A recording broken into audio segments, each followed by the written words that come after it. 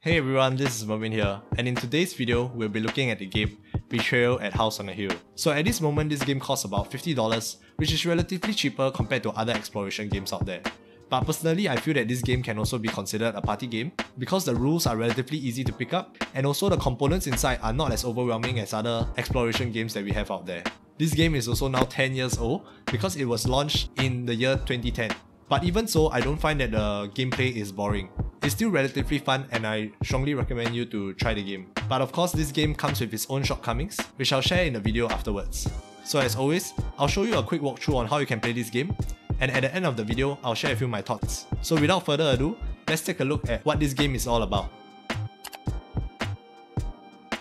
Betrayal at House on a Hill, as the name suggests, brings you and your friends to explore a haunted house, where one of you will turn into a traitor to betray your teammates. In this game, there will be several scenarios, each with its own winning conditions. So the house will consist of 3 different floors. You have the main floor, which is where you start off with at the entrance hall. The main floor also has the foyer and the grand staircase. The grand staircase will take you up to the second floor, which is the upper landing. We also have the basement landing as the lower floor. Each player can move around the different tiles like this, which will also open doors and will reveal a random room tile. You can see which tile you should be taking depending on the room stack that's indicated on the top of the room tile. This means that every game that you play will be a different house with a different layout and different encounters, which adds to the replayability of this game. During your turn, when you explore a new room, you might encounter a room that has a symbol on top of it. So the symbol would mean that you need to draw a card that might benefit or be detrimental to you. If it's a spiral symbol, you need to draw an event card, which means that an event will take place in the game. If it is the bull's head, you can draw an item card. And if it is the raven, you need to draw an omen card. So if you draw an omen card, it means that at the end of your turn, you need to do a horn roll, which will determine if the horn takes place. So you might be wondering what exactly is a horn. So remember in the beginning, I mentioned that one of the players will become a traitor. A horn is when that happens. During a horn, one of the players will be selected to become a traitor. And they will need to refer to this Traitor's Tomb booklet that will provide them with their own winning objectives. This booklet will also change the whole game drastically, as the traitors and the survivors on their own will have their own objectives. So for the traitor, they might possess some special powers, or even have the ability to control monsters around the house. The survivors on the other hand will also have their own set of agenda, and refer to this survival booklet with their own objectives as well. So after the horn setup is done, the game carry on as per usual, and the game is over once either party achieves their winning objectives.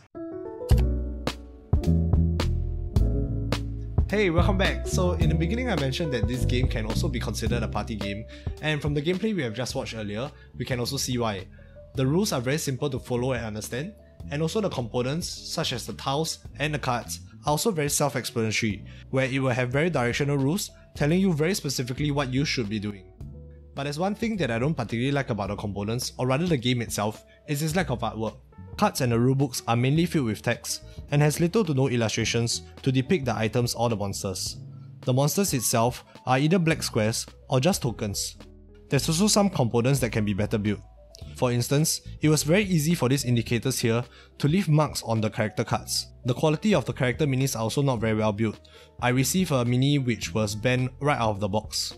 That said, this game was also released back in 2010, which is more than 10 years ago, so I guess we can cut some slack on the design. Anyway, there's actually another release of the game that's very similar to Betrayal and also has a very similar name as well, called Betrayal Legacy. So Betrayal Legacy is actually a mashup of Betrayal and also the Ultimate Werewolf game. The components and the game itself is also better designed. So if you're interested in a game that has both Betrayal and Ultimate Werewolf rules inside, with better design as well, you can also try Betrayal Legacy. So one element that Betrayal Legacy actually took from Betrayal at House on a Hill is its replayability. The game is super replayable, because each new game that you play will see you building a new house. And the game also has 50 different haunt scenarios that you can encounter, so the game shifts from collaborative into competitive. This will also mean that one person will have to become the traitor. For first timers, this role might be a little overwhelming, because it is one person against the rest of the team, but the person has to read the rules and figure out the strategy on their own. Sometimes the traitor also need to single-handedly control several different monsters as well. While on the other hand, the survivors themselves has a team and will be able to interact with one another and clarify the rules and also plan out and strategize their roles together.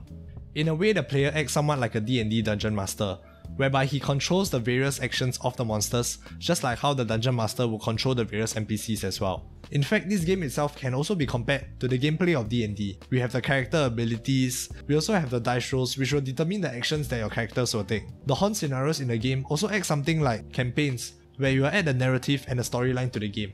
I'm sure that if you complete all 50 haunt scenarios, you can also create your own custom game, as you have all the necessary components inside. And this is one of the reasons why I love this game so much, because this game is super interactive. Players need to talk to each other in order to win the traitor. So now some final thoughts about this game. Apart from the lack of the artwork, I find that the gameplay is still super fun and super replayable. The traitor definitely still needs a bit more guidance, but I still feel that this is a good entry level for newer players to come in and see what exploration game is all about.